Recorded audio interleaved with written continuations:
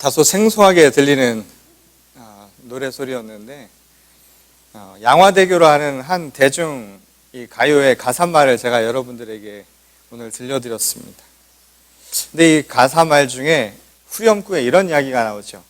행복하자. 행복하자.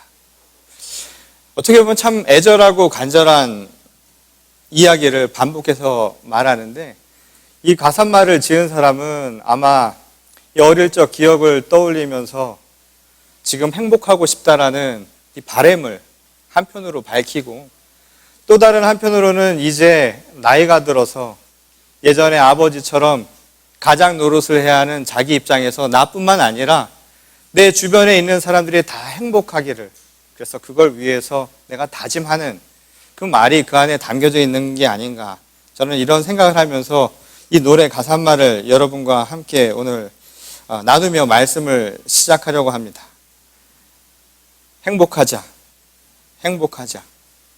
그런데 참 흥미로운 거는 이 가사말에 보면 그 행복하자, 행복하자 하면서 무슨 얘기를 하냐면 아프지 말고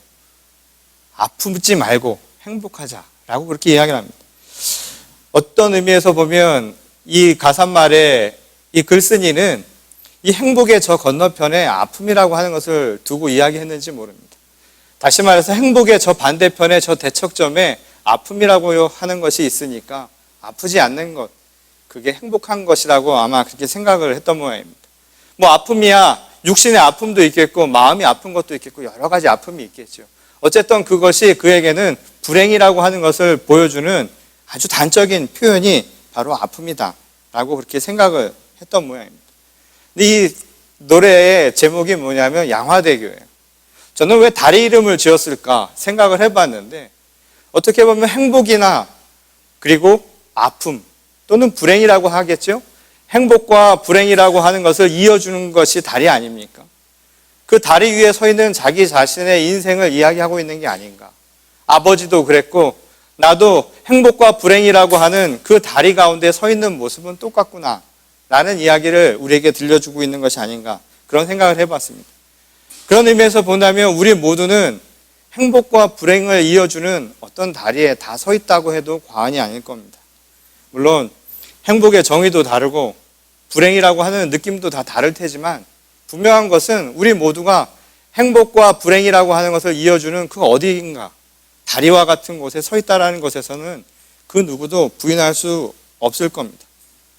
과연 그런 의미에서 제가 여러분들에게 여쭤보고 싶습니다. 여러분들이 생각하는 행복이란 과연 무엇입니까? 여러분들은 어떤 때 행복하다고 느끼세요?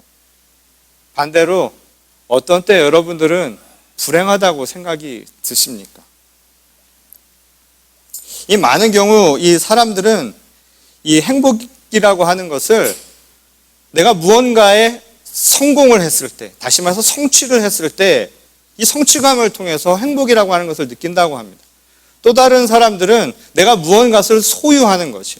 그것은 뭐 물질적인 재화뿐만이 아니라 보이지 않는 것들을 통해서 내가 뭔가를 얻을 수 있을 때, 사랑이든 사람들의 관계든 내가 소유할 수 있다라는 그 소유감이 채워질 때 사람들의 행복감을 느끼기도 한답니다.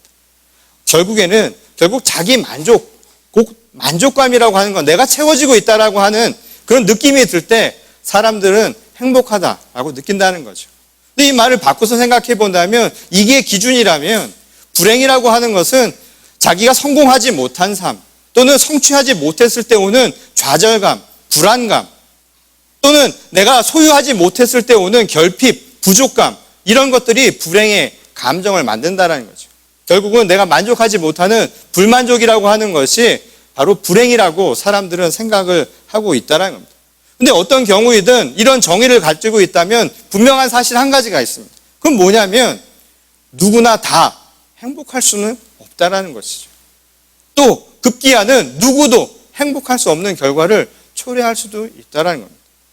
무언가를 성취해야 또는 무언가를 가져야 또 내 스스로 만족해야만 행복을 느낀다라고 생각을 한다면 결국 우리가 살아가는 세상 속에서는 불행 말고는 우리가 가질 수 있는 게 그리 많지 않다라는 것이죠.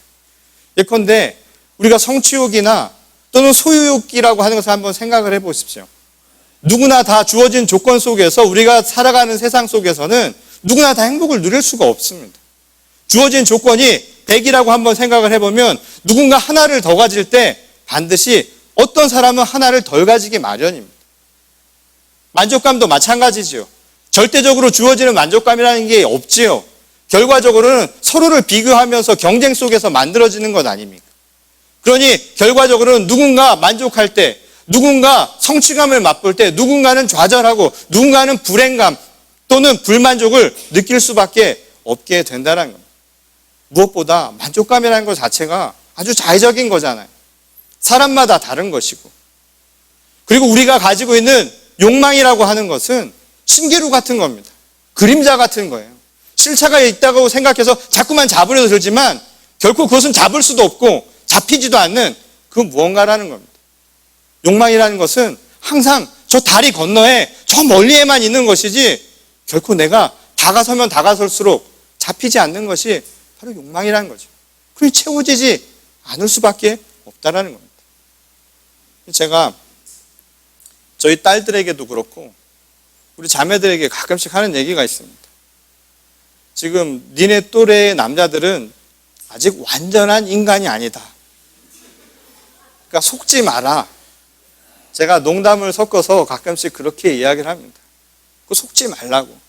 지금 그 순간에는 정상적이지 않은 호르몬이 나온 거지. 그래서 아이를 다르게 만든 거지. 절대 거기에 속지 말라고. 우리 결혼하신 분들은 다 아실 거예요. 집사님, 권사님들은. 갓 결혼하고 젊은 엄마가 가끔씩 엄마들이 저한테 그런 얘기를 합니다. 오빠가 전에는 안 그랬는데 결혼하더니 많이 변했어요. 변한 게 아니라 그게 원래 모습이었어요. 한 번도 변한 것이 아닙니다. 원래 그렇게 생겼던 겁니다. 욕망이라고 하는 것을 위해서 소유하려고 하는 그 무언가가 사람을 변화시킬 수는 있을지 모르겠지만 그것이 완전한 만족감을 주지는 않는다라는 것이. 욕망이라고 하는 것은 끊임없이 새로운 것을 만들어내는 것이죠. 변화 속에 있기 마련이라는 겁니다. 그런 의미에서 본다면 과연 행복이라고 하는 것을 어떻게 우리가 누릴 수 있을까요? 정말 행복이라는 게 과연 무엇일까요? 그리고 오늘 우리가 예수 그리스도의 신앙인으로, 자녀로, 제자로 살아가는 우리들에게 있어서 과연 행복은 무엇일까요? 신앙인으로 살면서 행복감을 누린다는 것은 과연 무엇을 의미하는 걸까요? 오늘 우리가 읽은 본문 말씀은 이에 대한 한 가지 단서를 우리에게 제시해주고 있습니다. 소경 바디메오의 이야기를 통해서 여러분 신앙인으로 살아가면서 행복이라는 게 무엇인 줄 아십니까? 그리고 그 행복을 누리기 위해서 어떻게 살아야 합니까? 라는 것에 대한 대답을 우리가 함께 살펴보려고 합니다. 근데 사실 오늘 우리가 읽은 이 본문 말씀이죠. 소경 바디메오의 이야기는 이 마가복음 8장에서부터 10장에 이르는 이 3장에 걸친 이야기의 연속선상의 그 마지막 하이라이트 되는 부분이라고 해도 과언이 아닙니다. 다시 말해서 이 3장에 걸쳐서 성경은 뚜렷한 무언가를 우리에게 제시해주고 있다는 것이죠. 실제로 오늘 본문 말씀 바로 뒤에 있는 11장은 예수께서 이제 예루살렘 도성으로 들어가는 내용이 나옵니다. 곧 8장부터 10장까지는 예수님이 예루살렘으로 들어가기 이전 상황을 통해서 제자로서 갖춰야 할 모습이 무엇인가, 오늘 예수님을 따르는 자의 모습이 어떠해야 하는가를 가르쳐주는 일종의 제자도에 대한 이야기를 우리에게 말하고 있음을 보게 됩니다. 공교롭게도 바로 오늘 우리가 읽은 이 바디메오 이야기는 그 이야기의 마지막이면서 하이라이트요, 가장 중요한 핵심을 우리에게 가르쳐주고 있다는 것이죠.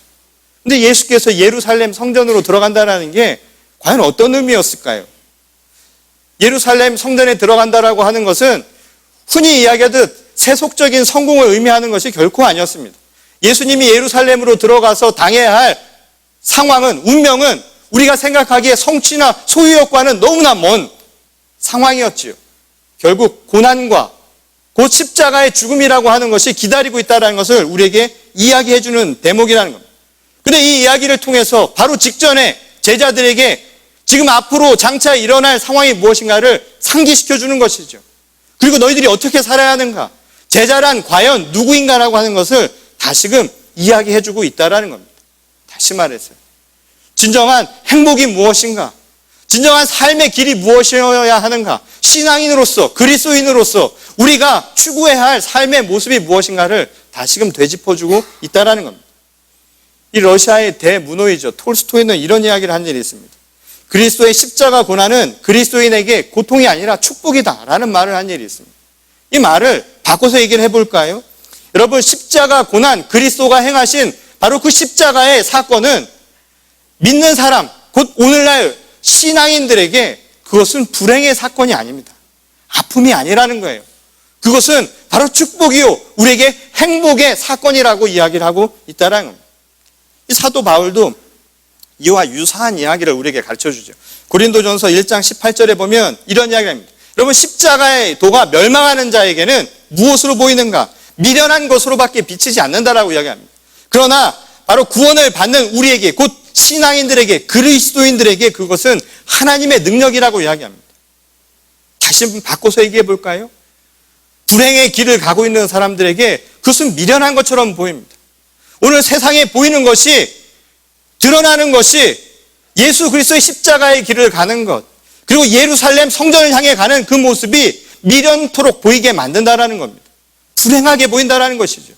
그러나 사도 바울이 믿음의 눈으로 살아가는 자에게 보이는 그 모습은 불행이 아니라 바로 행복을 향해서 가는 길이라고 우리에게 되짚어서 말씀하고 있다는 겁니다. 행복의 길, 행복을 향해서 가는, 마치 우리에게 행복과 불행이라는 그 다리 속에 있는 우리들에게 어디로 향해 갈 것인가? 세상이 보는 불행의 길이 아니라 하나님의 눈에 비친 행복한 길을 향해서 나가라고 우리에게 가르쳐주고 있다는 겁니다. 이 빌립보서 4장 11절에서부터 13절을 보면 그를 더 분명하게 이야기해 주는 대목이랍니다. 우리 같이 한번 한 목소리로 읽어볼까요? 내가 궁핍함으로 말하는 것이 아니니라. 어떠한 형편에든지 나는 자족하기를 배웠노니 나는 비천에 처할 줄도 알고 풍부에 처할 줄도 알아.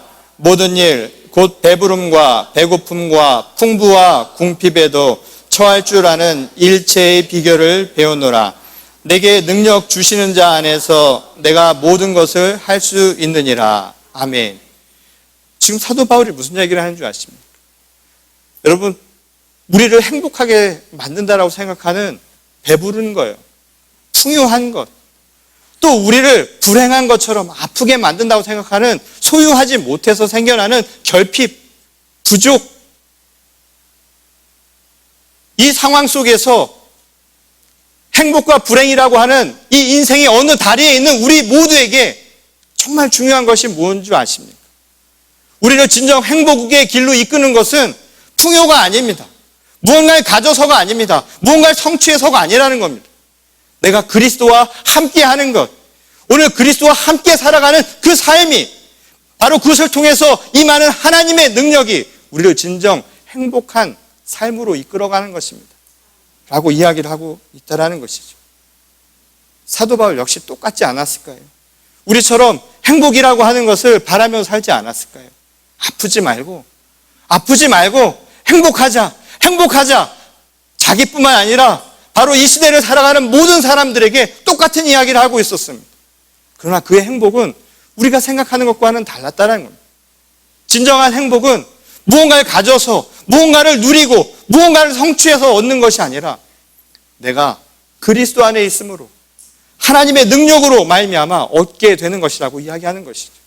비록 지금은 비천하고 궁핍한 순간에 처할지라도 나를 만족해 하는 것, 나를 채우는 것은 세상의 것이 아니라 바로 하나님이, 바로 그리스도의 능력이 바로 우리를 채워줄 수 있을 것이다 라고 그렇게 고백하고 있었다는 겁니다.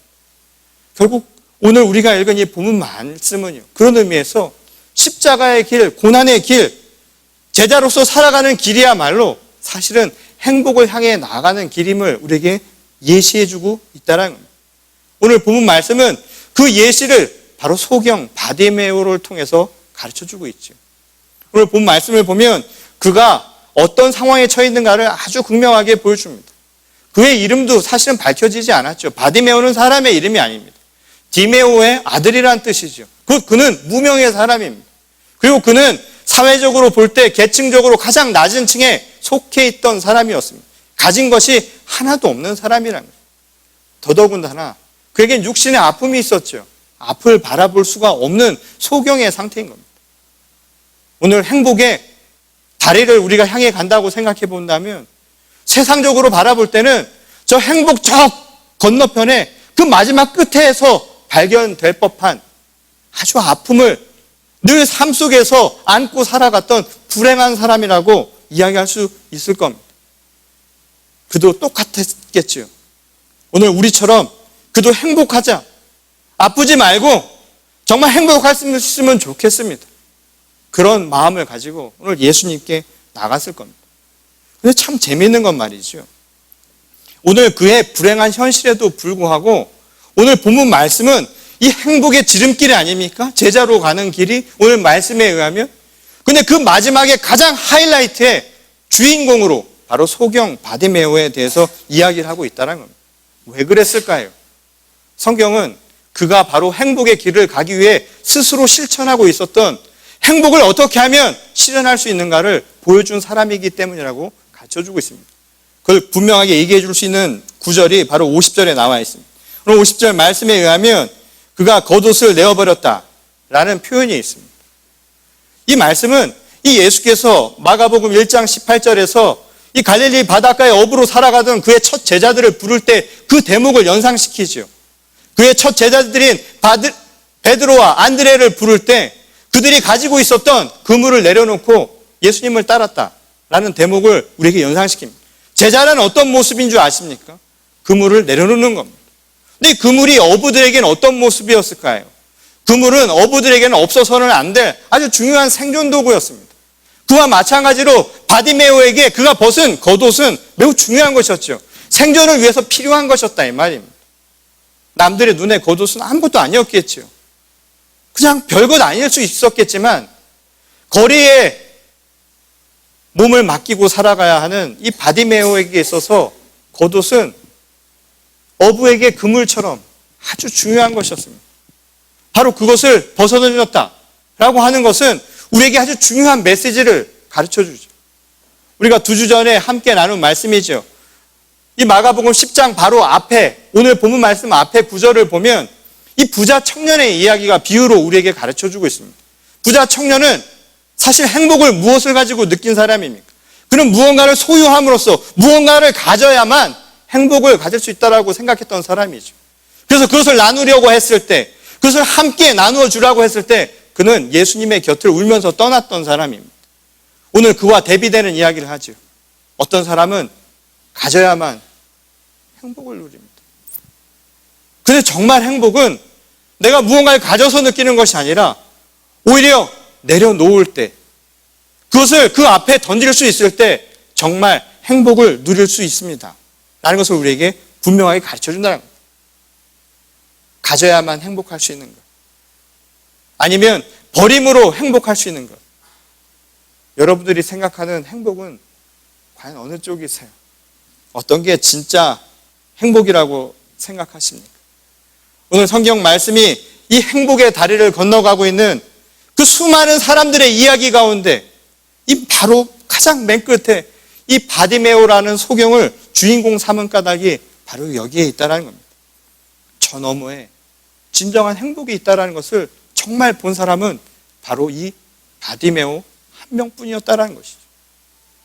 저 너머에 세상의 눈으로는 보이지 않는 진정한 행복의 나라가 있다는 것을 그는 믿음의 눈으로 보고 있었다는 겁니다. 믿음의 눈으로 바라볼 때는 결코 보이지 않았던 숨은 보화와 같던 행복의 나라가 바로 저기 있다는 것이 분명하게 드러나고 있다는 것이죠. 여러분 어떻게 하는 것이 맞겠습니까?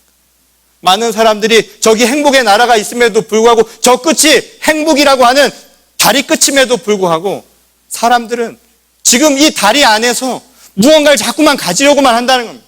내가 들고 있는 것에 만족하고 있다는 것이죠. 그리고 그것이 진정 행복이라고 생각을 한다는 겁니다. 사실은 오도 가도 못하고 갇힌 신세인지도 모르는 새 말이죠. 한번 생각을 해보세요. 여기 불이 났다고 생각해 보십시오. 캄캄해요. 화재가 났습니다. 여기서 나갈 수 있는 길은 오직 저기 하나뿐입니다. 그럼 저기를 향해 가기 위해서 여러분들은 지금 가지고 있는 것이 무슨 의미가 있을까요? 저 끝에 생명의 길이 있다면 여러분 어떻게 하시겠습니까? 그냥 가면 될 것 아닙니까? 내가 무언가를 들고 있는 게 무슨 의미가 있습니까? 내가 여기 서서 만족하는 게 무슨 의미가 있냐 이 말인 거죠. 우리 반주자 사모님이 피아니스트이신데 우리 지난주 아주 아름다운 피아노를 우리에게 들려주셨는데 피아노가 저분에게 제일 중요한 것이라고 해서 말이죠. 불이 났는데 말이에요. 우리 옆에 계신 우리 지휘자 집사님한테 힘 좋으실 것 같으니까 우리 같이 이 피아노를 들고 나갑시다. 들고 있는 게 어떤 의미가 있냐 이 말인 거죠. 지금 이것을 가지고 있는 것은 오히려 우리가 소경된 모습을 증명하는 길밖에 되지 않는다라는 겁니다. 오늘 성경은 오늘 우리에게 분명하게 다시 한번 질문하는 것이죠. 행복의 길을 정말 원하느냐고? 그러면 이 질문부터 들으십시오. 정말 소경은 누구입니까?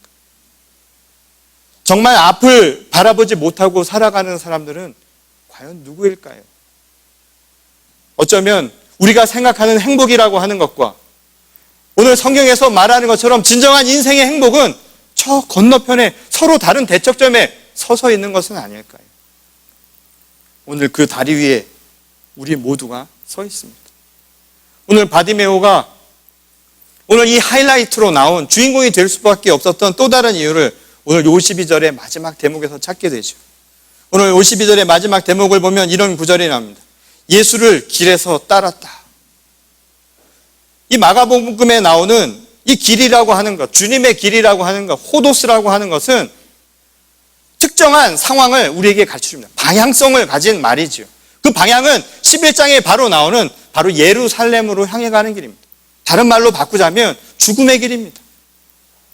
멸망하는 자에게는 미련하게 보이는 죽음의 길을 바로 예수님의 길이라고 표현을 하고 있던 것이죠. 그런데 소경인 바디메오는 그 길을 따랐다는 겁니다. 왜냐하면 그 길이야말로 우리를 복되게 하는 길이고 그 안에 하나님의 능력이 있고 그 안에서 진정한 행복을 누릴 수 있다는 믿음이 있었기 때문이라는 것이죠. 8장부터 10장까지 수많은 제자들이 나옵니다. 진짜 제자가 누군지 아십니까? 정말 행복한 사람이 누군지 아세요? 많은 사람들이 베드로나 예수의 제자들이라고 생각을 했었습니다. 그런데 아니라고 이야기를 합니다. 그들은 예수께서 이 길을 향해 나가면서 끊임없이 3번이나 앞으로 장차 일어날 그 길의 끝에 일어날 사건들에 대한 예고와 순환에 대한 이야기를 미리 알려주셨죠. 그때마다 제자들은 싸웠습니다. 누가 더 큰 제자인가? 누가 더 예수님 가까이 앉을 수 있는가를 가지고 싸웠습니다. 누가 더 많이 소유할 것인가? 누가 더 많은 것을 성취할 수 있을 것인가? 누가 더 만족할 수 있는가? 세상의 행복을 가지고 예수 그리스도를 따르면서 여전히 저 불행의 길을 가고 있었다는 겁니다. 그와는 반대로 오늘 바디메오는 전혀 다른 모습을 보여주죠. 정말 제자는 누군지 아세요? 정말 행복한 신앙인은 누군지 아세요? 미련해 보이는데 오늘 그 길을 가는 겁니다. 예수님의 그 길을 가는 겁니다. 정작 눈앞을 바라보지 못하는 사람들은 어쩌면 우리 자신이도 모른다는 얘기죠. 예수님을 믿는다고 따랐던 제자들이 사실은 앞을 바라보지 못하는 제자가 아니었을까요? 그래서 정말 행복이 뭔지 모르고 살았던 것은 아닐까요? 오늘 우리의 시대가 참 도전이 되는 시대를 우리가 살아가고 있습니다. 어떤 게 정말 행복일까요? 많은 청년들에게 그런 이야기를 하죠. 아프니까 청춘이라고. 제가 몇 번이나 이야기를 했는데 뭘 아프니까 청춘이에요. 다 아파요. 세상이 다 아픕니다. 왜 이렇게 아프게 됐을까 말이죠. 교회에서 행복을 이야기하는데 사실은 아픈 이야기들만 하고 있었던 것 아닐까요? 오늘 이 시대에 정말 무엇이 진실이고 무엇이 진정한 하나님의 뜻인지 구하며 살아가지 못하는 것은 아니었을까요? 오늘 우리 눈에 들지 않는, 그래서 내가 잡히지 않는다고 좌절하며 살았던 삶은 아니었을까요? 우리들이 지금 나아가고 있는 길이 정말 행복이 맞을까요?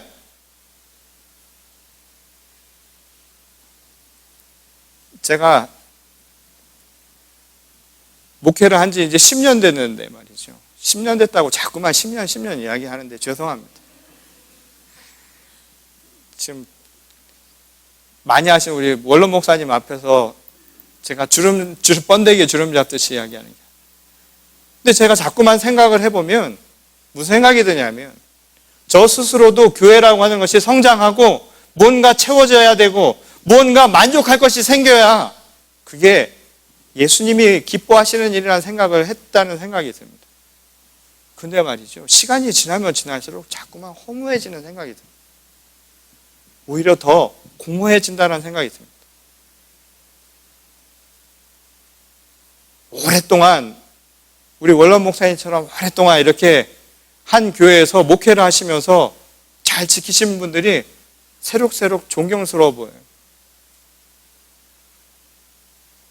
어른들이 존경스러워 보입니다. 아버지가 존경스러워 보여요. 아버지는 그 다리 위에서 어떻게 사셨을까? 가장이 되어서 자식들을 위해서 힘들었을 텐데 어떻게 그렇게 견뎠을까? 어머니는 정말 힘들게 나를 키웠을 텐데 그 순간에 어떻게 그렇게 견디셨을까? 이제 다 커서 우리들이 다 그 길을 걸어가는데 우리들에게 들리는 질문 아닙니까? 그리고 우리도 똑같은 질문을 하죠. 행복하자고. 아프지 말았으면 좋겠다. 오늘 주님이 우리에게 주시는 말씀입니다. 그리고 저의 바람이기도 하고 다 아프지 마셨으면 좋겠습니다. 행복하죠? 우리 다 행복했으면 좋겠습니다. 그리스도 안에서 다 행복하십시오. 세상의 아픔이 아니라 정말 누려야 할 행복은 그리스도 안에서 누리시기 바랍니다. 젊은이들이 아픈 현실이죠. 세상의 눈으로 바라보면 아플 수 있습니다. 당연히 아플 겁니다. 하지만 그리스도 안에서 여러분 행복할 수도 있습니다. 그래서 용기 내십시오. 힘내십시오. 그리고 많은 어르신들도 힘내십시오. 그리고 이 젊은 종이 오늘 여러분들에게 부탁드리는 겁니다. 아프지 마십시오. 건강하시고 주 안에서 행복한 저희 모두가 될 수 있기를 바랍니다. 오늘 이것은 개인의 이야기만이 아닙니다. 한 사람만이 행복하자 해서 되는 게 아닙니다. 온 사회가, 온 교회가 함께 변하지 않으면 결코 개인의 행복은 주어지지 않습니다. 그런 의미에서 우리 모두가 행복할 수 있는 이 세상을 만드는 주님의 귀한 제자들이 다 되실 수 있기를 주님의 이름으로 간절히 축원합니다. 우리 다 같이 기도하시겠습니다.